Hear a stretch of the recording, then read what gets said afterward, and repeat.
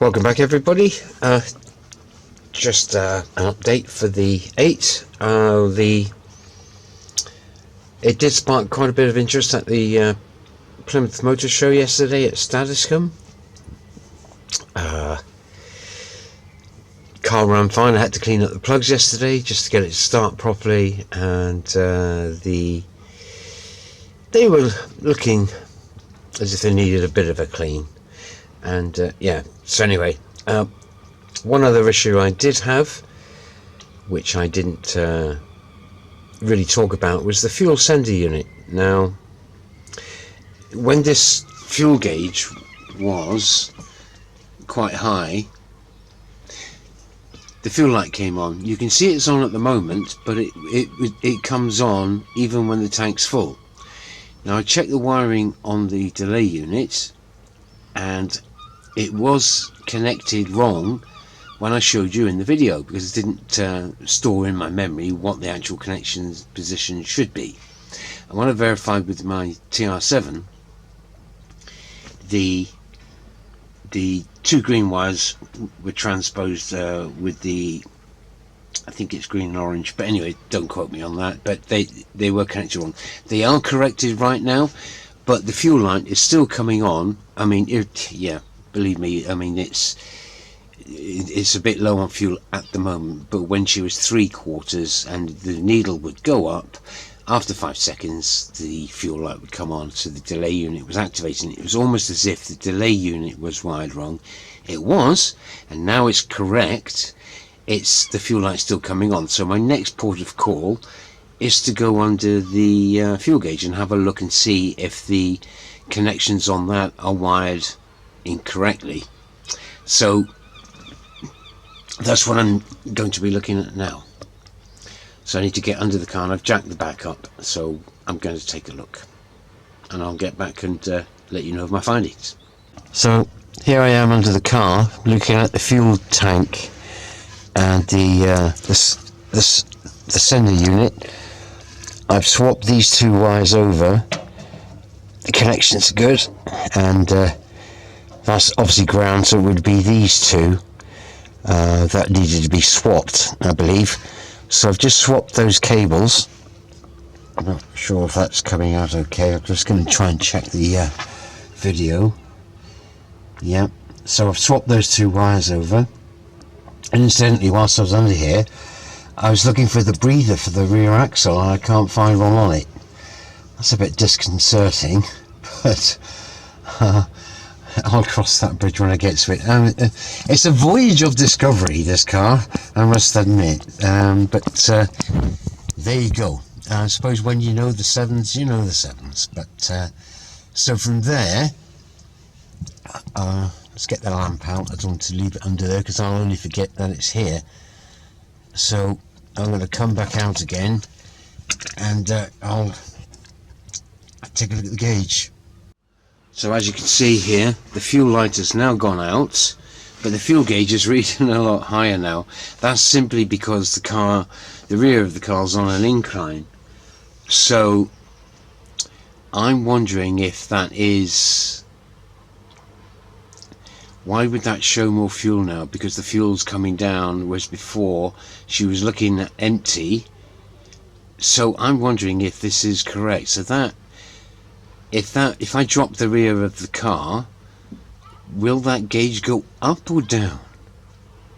This is becoming more intriguing. But the fuel delay light is off. Sorry, the fuel light on the dash is off. So let's see what happens when I take the car, when I put the car back on the ground. So let me do that now. Let's get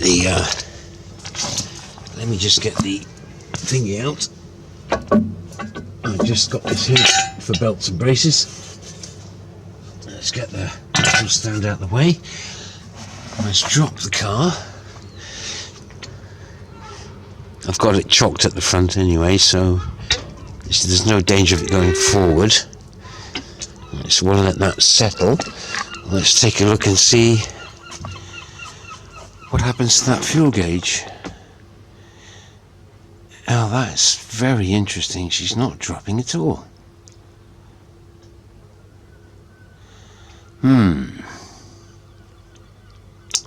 I wonder. That is really... Now she's dropping down. There's not that much fuel in it, I'm sure. That's never right.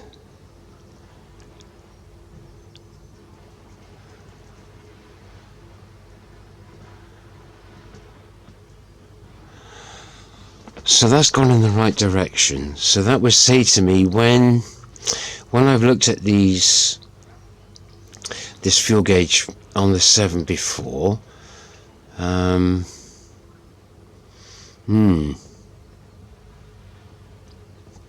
my understanding is once the fuel gauge drops,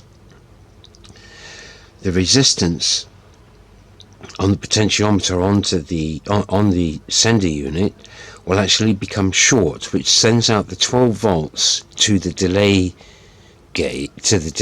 unit. Then invokes the delay, and then 5 seconds later the fuel light on the dash comes on. And so the gauge, if it's empty, will be all the way down, and so the higher the resistance in circuit with this gauge will actually increase the gauge to come up. That's what or is it the other way round? Goodness me, I'll have to... So I might have a faulty sender unit.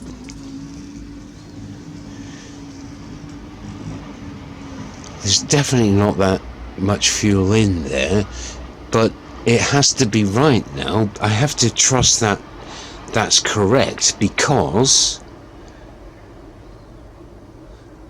the delay unit isn't coming on, which would reflect the needle position to say that there's about half a tank in there, and obviously the delay gauge won't come on because the signal's not being invoked. So dare I may as well go and put fuel in this car now to see how much fuel I can actually get in it. Now, my experience of filling this car up, same with the 7, because the fuel pumps are so strong, you really have to withdraw the nozzle and just try and regulate the flow with the nozzle, because the fuel pumping is quite harsh, and it does cause the nozzles to kick out. So I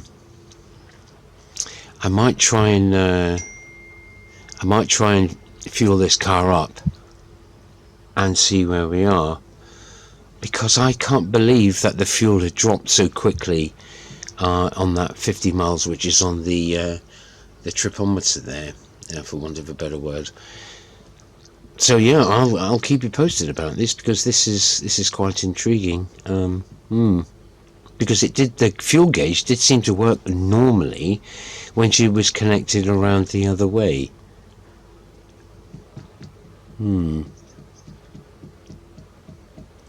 Yes. And the reason why I hadn't actually noticed this, the fuel light coming on, is because I was driving it in the daytime. You can't really see it with the in the daylight with that. It's not until you get it into the shadows that you see that the fuel light is actually on. And obviously beforehand, when there was the other light cluster in there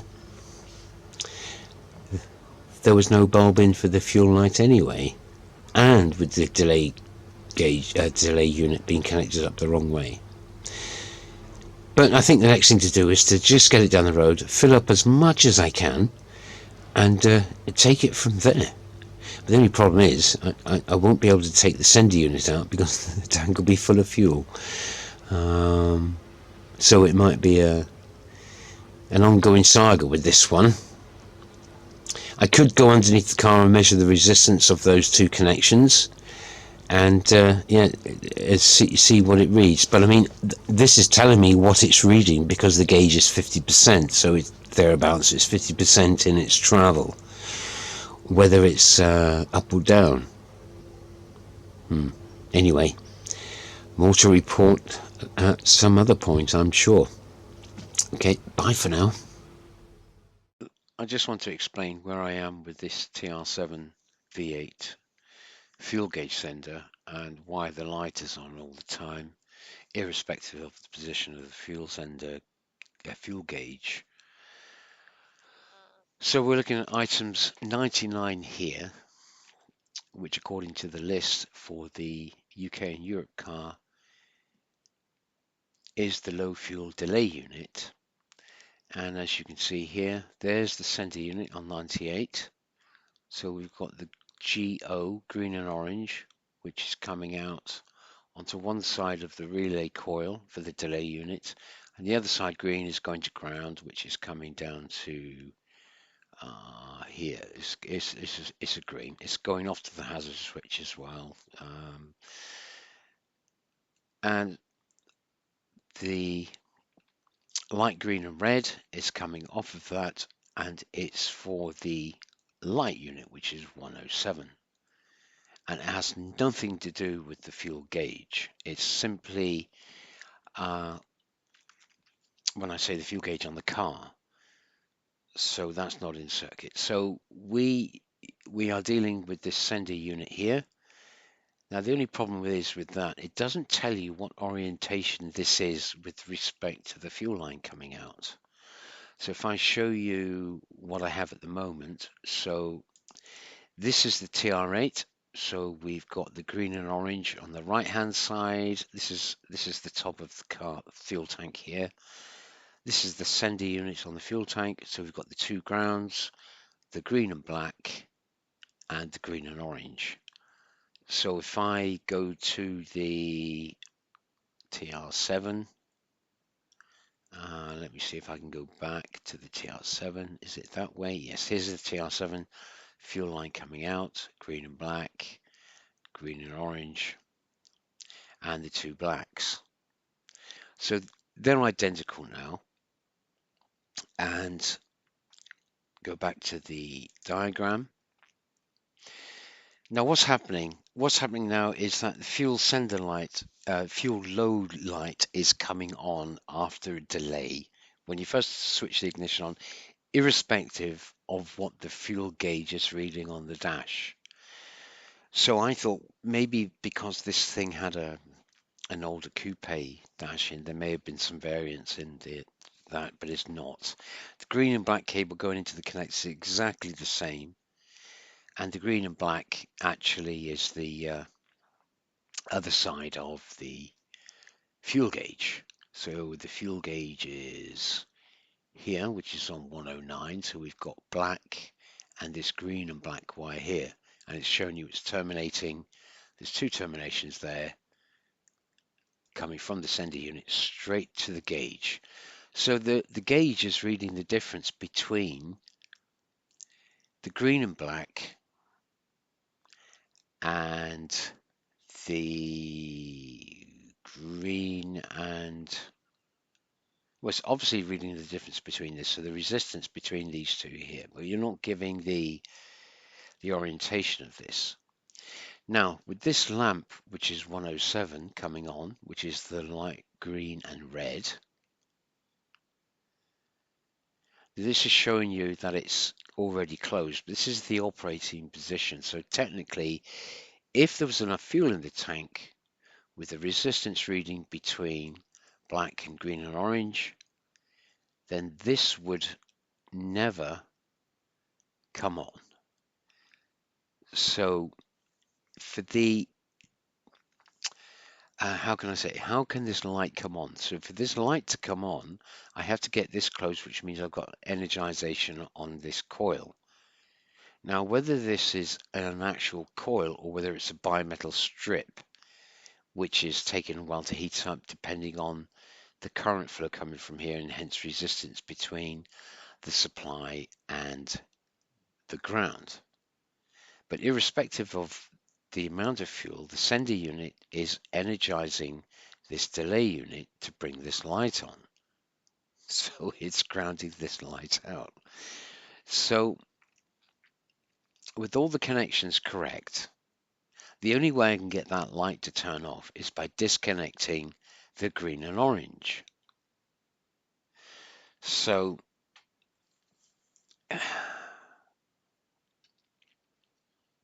that's telling me really that the resistance reading from the sender unit is incorrect for whatever position the float is. It doesn't matter. It's just not going off. So even with 3/4 of the tank, the light is coming on. And I thought maybe it had been a wiring issue. It was the delay unit that was wrong to start with, but configuring it correctly, I've even transposed the delay unit from the TR7 into the TR7 V8. Made no difference at all. And comparing the resistances, the TR7 is working fine, and this resistance is too low. So whether it's contaminated, it's allowing the current to flow through here, and obviously energizing this contact after 6 seconds. And so therefore, I'm going to replace the sender unit on the TR7 V8. Now, I could take the one out of the TR7 and put that into the TR7 V8, but I don't want to end up with two problems. I did take out the fuel sender unit from the 7 a couple of years ago. I renewed the seal, and I don't particularly want to end up with two dodgy seals. The TR7 isn't leaking, and I think what I will try is to disconnect or take out the sender unit from the 8. So, and just see if I can clean up those contacts. Might be contaminated. There is a potentiometer in there, and so once I clean up the contacts in here to get the resistance, I can show what it is between it being completely down and completely up, and I should get a good scale of resistance reading, and obviously that will actually reflect in the gauge as well. So between the light green and red, and green and black, which is this one here, and obviously the grounding, and it's showing it's white there, but 107, 109 is the fuel gauge here. That's the fuel gauge here, obviously. So that is the plan, and yeah, see if we can get that a bit larger there. So green and orange, green, two greens actually. I think coming onto the delay unit, and light green and red, and green and orange, and the black for ground. So yeah, so the sender unit is actually erroneously getting this to energize no matter what this is setting at. So the resistance is too low, allowing enough current to flow through here to energize that. And like I say, they depict it as a relay coil, but I think technically it's a bimetal strip, which is, with sufficient current to go through, it's actually getting the bimetal strip to actually create these two contacts. Because I don't hear a definitive click. So that's the plan. That's the plan on moving forward on this to resolve this issue. One, to get the fuel sender unit out of the tank once I've got sufficient fuel usage out of it. And yeah, so I jack the car up from the front, make sure the fuel is away from the orifice or the output, remove that, and I expect, let's have a look, that's the 7. Let's go back to the 8. No, let's go back to the 8. It looks quite rusty, that. So I'm expecting perhaps maybe the the seal to be a bit dodgy. And incidentally, you can see these two black rings here are the insulation to stop these being grounded out. I used to say that there could be a problem with this thing here. maybe maybe there's some perishing of these insulations, so it's actually getting a lower resistance to ground. Who knows? But therefore, it can't be this one, the green and orange, because the fuel gauge is running. Well, I say that once I took the thing and swapped these wires around, the gauge did read differently, and so you know. But it's frustrating, and like I say in the videos, it's a bit of an adventure. This TR7 V8 to put everything right, and though the gauge is reading, I think reflectively, it's. I just want to get this right. That's all, and yeah. So that's where we are, and I shall leave it there. Thanks very much for watching, and goodbye.